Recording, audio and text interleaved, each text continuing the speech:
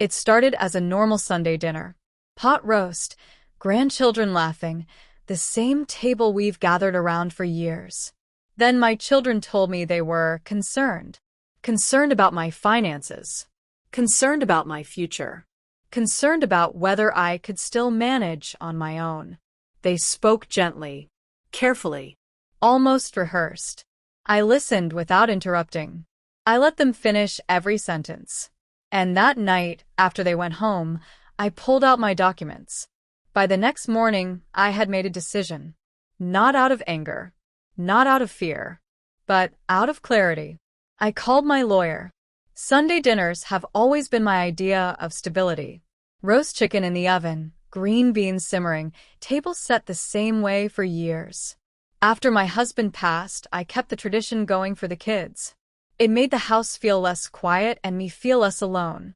That evening felt ordinary at first, almost comforting.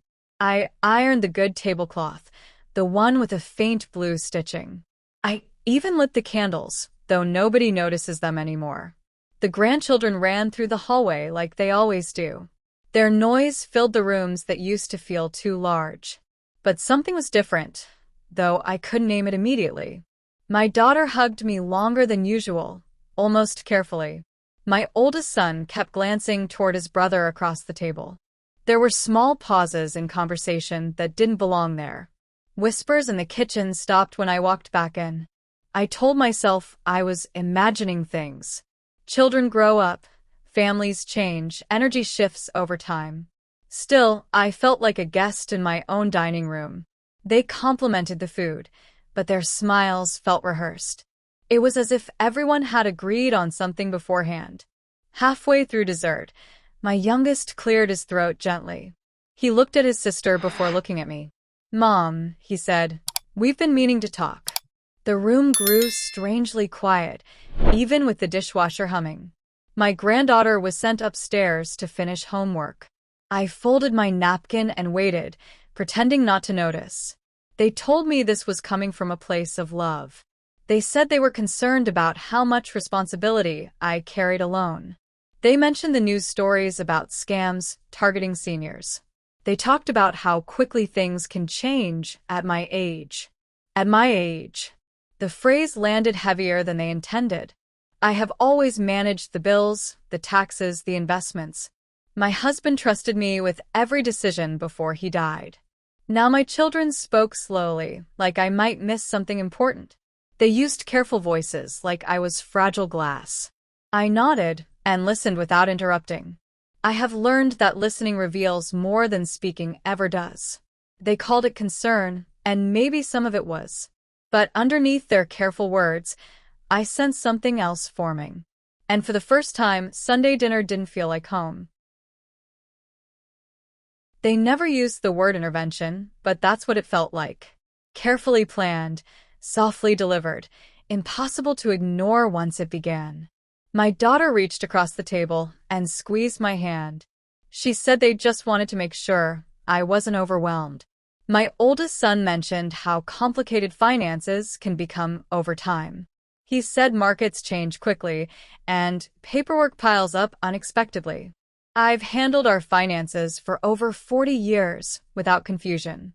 I balanced checkbooks before online banking ever existed. I filed taxes long before they learned to drive. But I let them speak without correcting a single detail. They asked how often I review my investments now. They asked whether I still met with my financial advisor regularly. My younger son brought up fraud schemes targeting older homeowners. He described phone scams and email links that look legitimate. I told them I don't click unfamiliar links. I told them I never answer calls from unknown numbers. They nodded, but their expressions didn't soften. Then my daughter said something that shifted the air slightly. Sometimes it helps to have a second set of eyes. She suggested adding one of them to my accounts. Just temporarily, she said, as if that word solved everything. Temporarily can stretch longer than anyone expects. My oldest son mentioned power of attorney in a casual tone. He said it would only be precautionary, nothing immediate. He reminded me that accidents happen and health can change quickly. He kept emphasizing preparedness, like I was unprepared. They talked about simplifying things for the future, selling the house while the market is strong, downsizing before it becomes physically difficult, making transitions easier on everyone involved. On everyone. That phrase stayed with me longer than the rest. I asked gently who exactly the transition was for. They exchanged a look that confirmed my quiet suspicion. This conversation had been rehearsed before they walked through my door. My granddaughter wandered halfway down the stairs unexpectedly. She asked if I was really moving closer to her school. The room went silent in a way that felt unmistakable. I hadn't told anyone I was considering moving, because I wasn't considering it at all. That was the moment I understood something clearly. This wasn't only about protection or love. It was about control, framed in softer language. And I realized I was the last one informed. After that question from my granddaughter, the tone quietly changed. No one raised their voice, but something settled heavily between us. My daughter quickly redirected the conversation back to planning. She said they were only thinking ahead, trying to be responsible. My oldest son leaned back, arms folded more firmly now. He began outlining steps as if decisions were already forming. They spoke about efficiency, about reducing future complications. They mentioned how difficult estate matters can become after someone passes. It was strange hearing my life discussed in past tense logistics. I noticed they weren't asking what I preferred anymore. They were explaining what made the most sense. The language shifted from suggestions to recommendations. Recommendations began sounding uncomfortably like conclusions. My son pulled out his phone and mentioned real estate values. He said the neighborhood was hot and probably near its peak. He talked about capitalizing while conditions were favorable, capitalizing on the house where I raised them. My daughter mentioned a nearby community with amenities. She described walking paths, social activities, maintenance-free living. She said it would remove burdens from my shoulders. I wasn't aware I had complained about any burdens. Then came the will. Casual at first, almost an afterthought in tone. Is everything updated? My son asked carefully. Just in case, he added, eyes steady on mine. I told them it was handled years ago. My husband and I sat together with our attorney. We made thoughtful decisions when our minds were clear. Those decisions were not made lightly or emotionally. They suggested reviewing it again soon. They said circumstances change, families grow, needs evolve. All reasonable statements on the surface. Yet beneath them, I felt a quiet assessment underway. I suddenly became aware of something subtle but undeniable.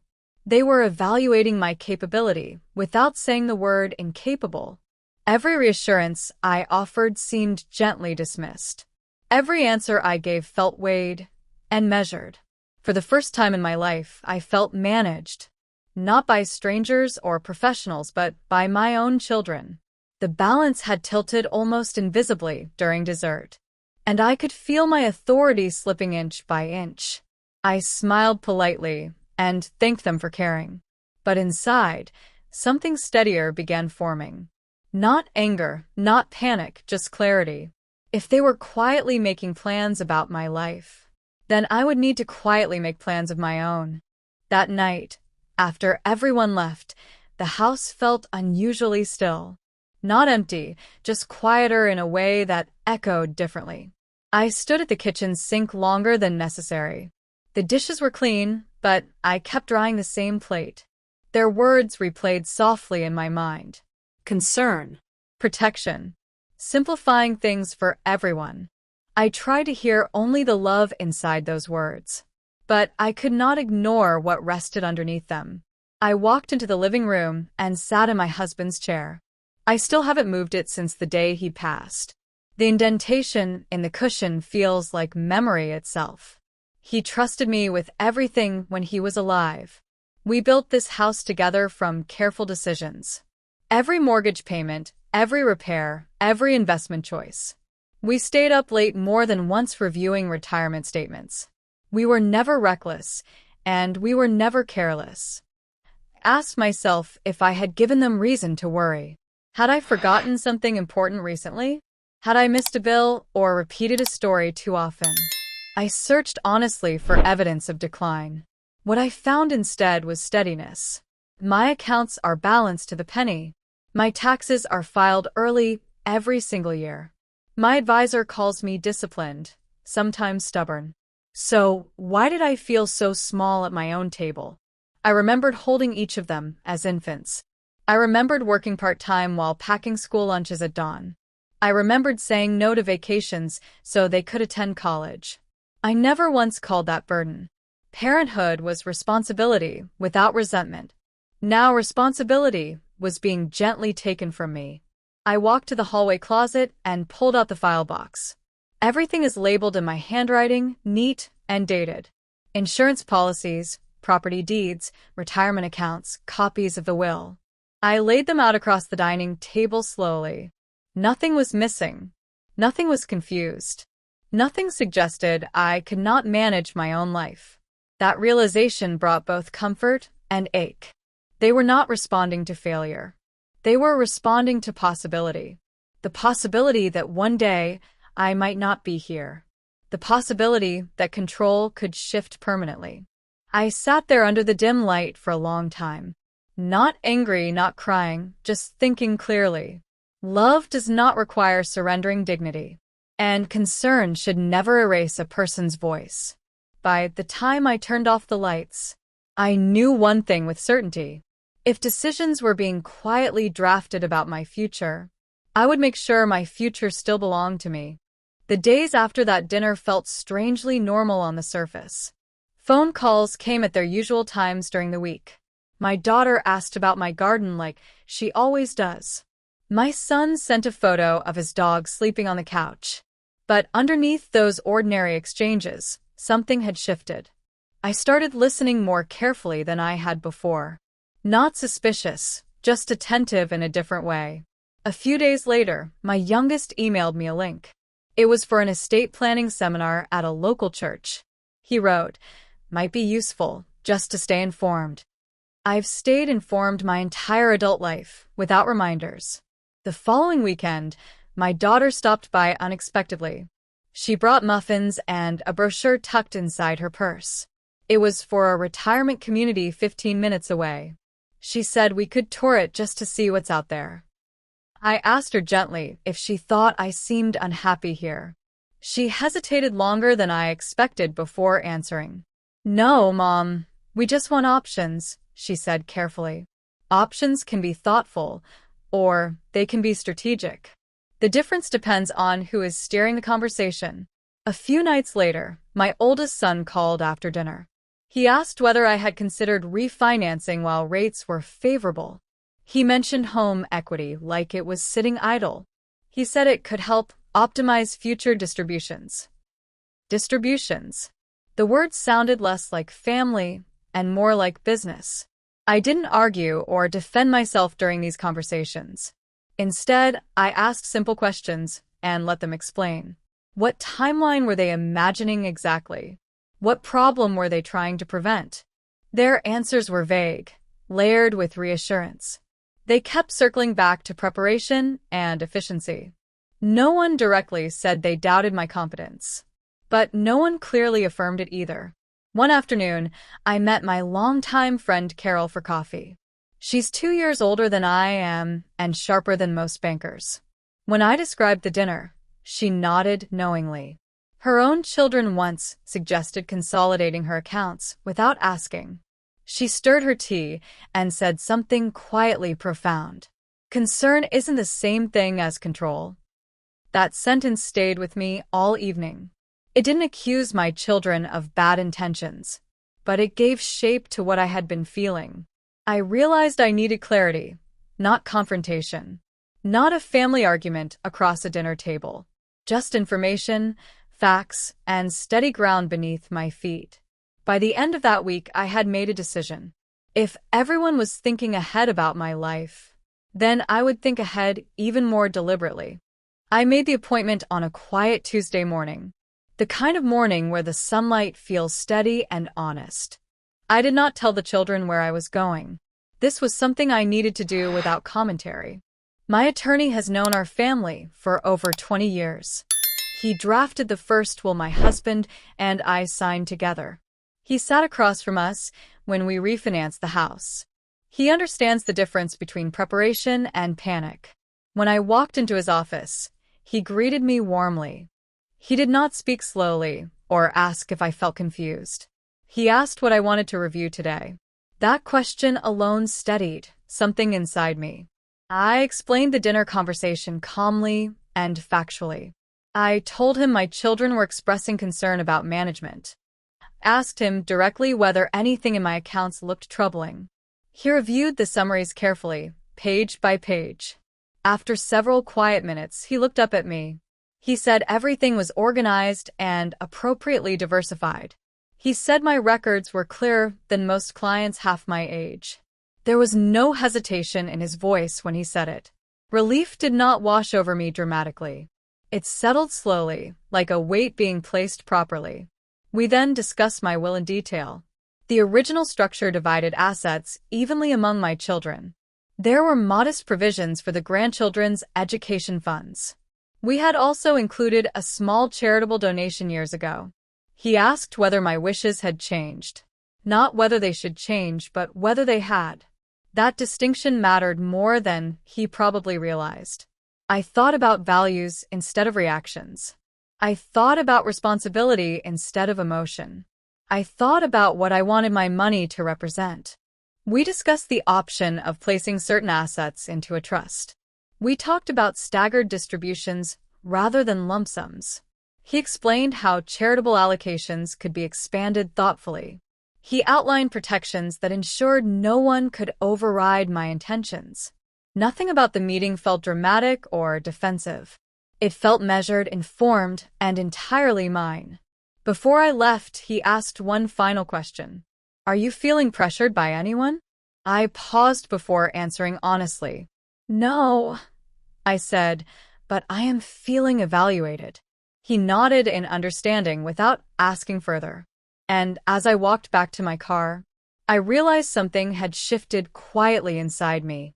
I was no longer reacting to my children's concern. I was responding to my own clarity. 2 weeks later, I invited everyone back for Sunday dinner. I kept my voice light when I called each of them. No urgency, no tension, just the usual invitation. I made pot roast this time instead of chicken. Comfort food has a way of softening sharp edges. The table was set exactly as it always has been. Familiar settings can steady unfamiliar conversations. When they arrived, I noticed the careful politeness immediately. They were watching me in small, almost invisible ways, as if assessing whether I seemed different somehow. Dinner moved along with ordinary conversation at first. Work updates, school projects, neighborhood gossip, weather complaints. The grandchildren laughed and argued over the last biscuit. For a moment, everything felt simple again. After dessert, I folded my napkin slowly and looked up. I've been thinking about our last conversation. I began calmly. The room grew quiet without anyone announcing it. I thanked them for caring about my well-being. I told them I understood their desire to prepare responsibly. I acknowledged that aging requires thoughtful planning. Then I said I had met with my attorney. I watched their expressions change almost in unison. My oldest son straightened in his chair. My daughter's hand tightened slightly around her glass. I wanted to review everything carefully. I continued evenly. My accounts, my documents, my will. I told them my finances are organized and stable. I told them my attorney confirmed I am managing well. I said I appreciate advice, but not assumptions. No one interrupted, which surprised me slightly. Then I explained that I updated my estate plan, not because I felt pressured, but because I felt clear. I adjusted certain distributions to reflect long-term responsibility. I added a more meaningful charitable component. I placed specific assets into a structured trust. The word trust seemed to echo quietly across the table. I want my decisions to reflect my values, I said gently. Not just efficiency and not urgency. My daughter asked what exactly had changed. Her tone held curiosity, mixed with something sharper. I answered without defensiveness or detail beyond necessity. I made arrangements that protect my independence, I said.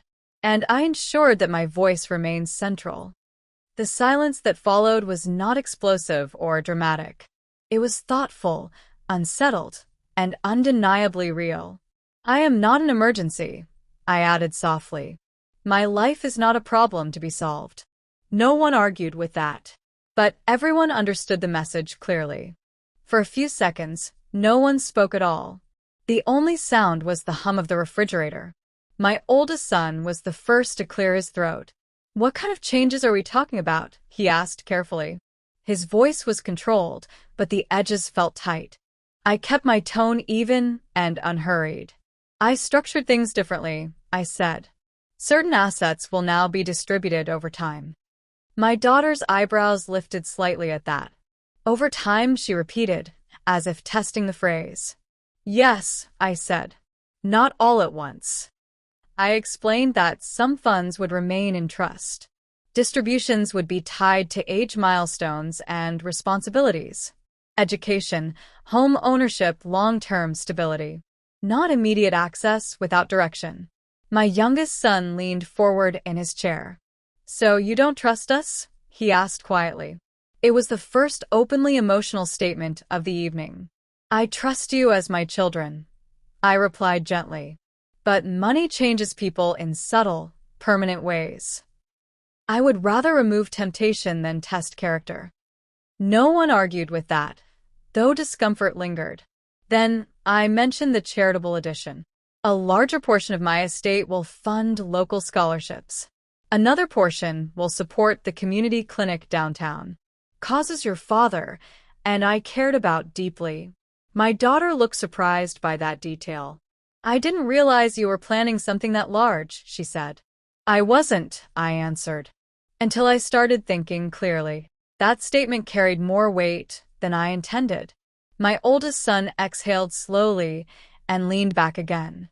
"I hope you know we were just trying to help," he said. "I do," I answered. "But help should not feel like replacement." The room settled into something more honest after that.